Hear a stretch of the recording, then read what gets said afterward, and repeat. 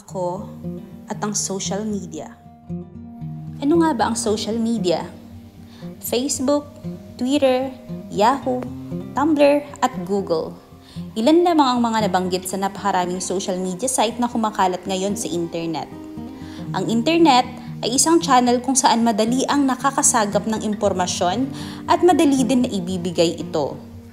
Isa sa kapaki-pakinabang na paggamit nito ay ang pakikipag-communicate sa mga taong malalayo sa atin, kaya naman nauso o nagawa ang napakaraming social networking site.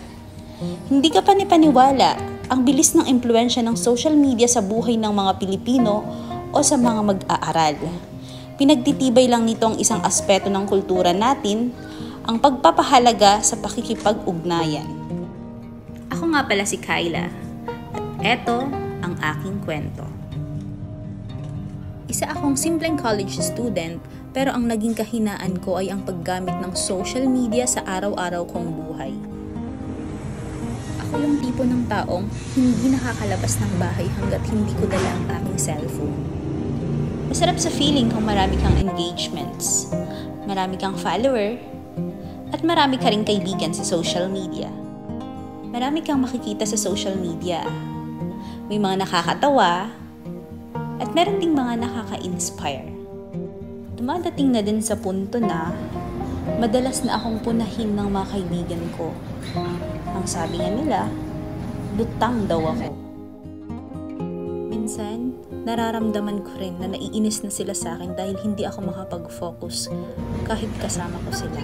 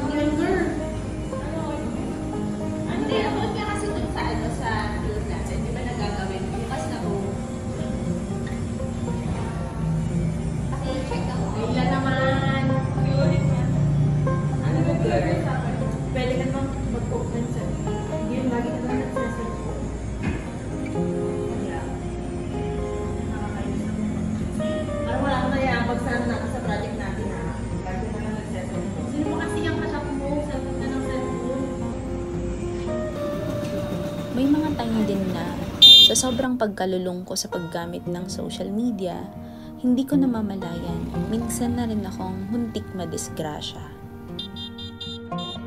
May time na pinatawag na din ako ng aming dean, kasama ng aking professor. Para ako'y kausapin tungkol sa bumababa kong grades. Para sa akin, ang social media ay isang tulay na nagdudugtong sa aking nakaraan. Sa mga taong nakapagbigay ng impluwensya sa akin. Sa mga lugar na nagbigay ng masasayang alaala.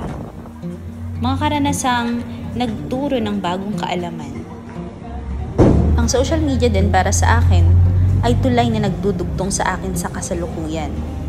Sa aking mga mahal sa buhay na hindi ko kasama, mga kaibigang nasa malayong lugar, at para din maging updated ako sa lahat ng mga nangyayari sa paligid, sa mundo, at sa mga taong fina-follow ko. Minsan, nagkasalubong na rin kami ng aking professor at humingi siya ng oras para kami ay makapag-usap.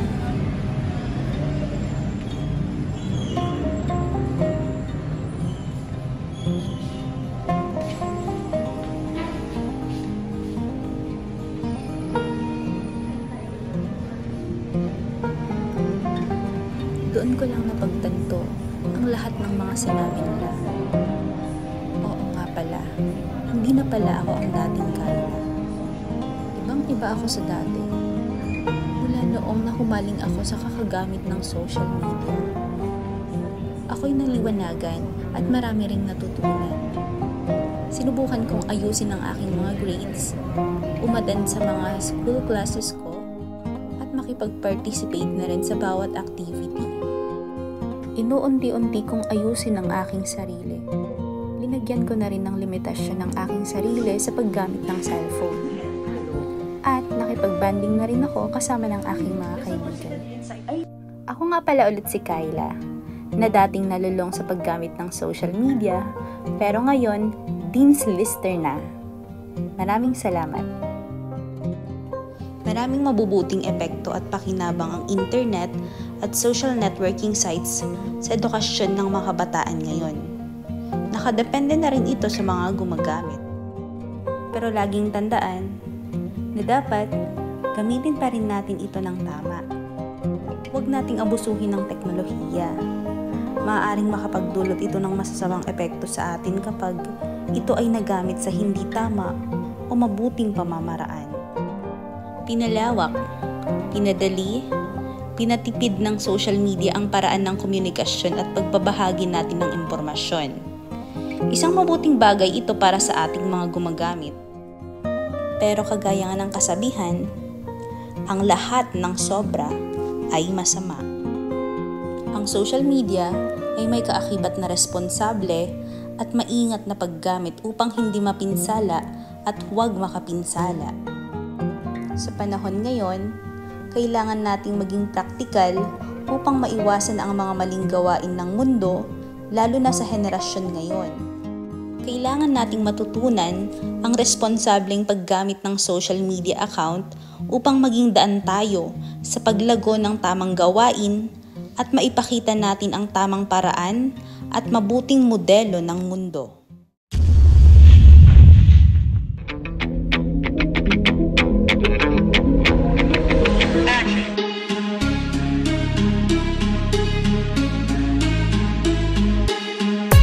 I can make a million, never pray the devil. Yeah, they've been looking up to me another level. They've been running round in circles trying to chase a check. I ain't never take my foot off the pedal. Nah, you won't ever know what this means to me. I'ma get us in the VIP at them private seats. I ain't tripping, flying jets to get overseas. I'ma get this money with my brothers and all my OGs. Yeah, we tryna be no legends. Did you get the memo, get the reference? I just wanna get some action. I just wanna get some action.